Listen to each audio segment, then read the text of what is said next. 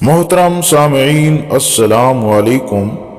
مولانا اورنگزیب فاروقی ایک نڈر اور بہادر عالم دین ہیں۔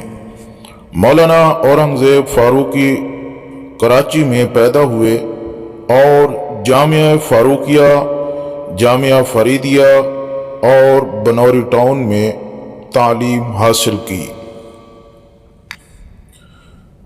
مولانا اورنگزیب فاروقی دورہ حدیث بھی بنوری ٹاؤن میں مکمل کیا اور سند حاصل کی۔ بنوری ٹاؤن مدرسہ دیوبندی مسلک سے تعلق رکھتا ہے۔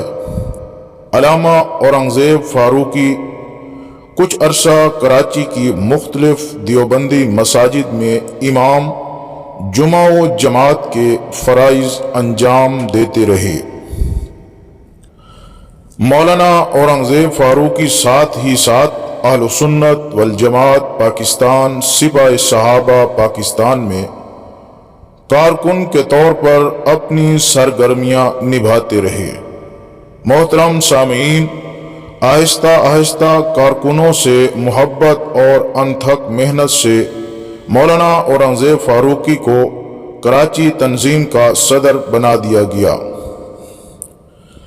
اس طرح 22 جون 2014 میں انہیں جنگ شہر میں ایک تنظیمی اجلاس میں اہل سنت والجماعت پاکستان کا صدر بنا دیا گیا۔ ان سے قبل مولانا احمد لدھیانوی صدر تھے، جو تنظیم کے سرپرست اعلیٰ خلیفہ عبدالقیوم کی وفات کے بعد تنظیم کے سرپرست بن گئے اور مولانا اورنگزیب فاروقی صدر کے عہدے پر تعینات ہوئے۔ اس وقت علامہ اورنگزیب فاروقی جامع مسجد ختیجۃ الکبریٰ رضی اللہ تعالی عنہا نزد شاہ لطیف ٹاؤن تھانہ میں جمعہ کی خطابت و امامت کے فرائض سر انجام دیتے ہیں۔ اس وقت عالمی طور پر اہل سنت والجماعت دیوبندی حنفی مسلک کے مولانا اورنگزیب فاروقی ایک مقبول ترین لیڈر بھی ہیں۔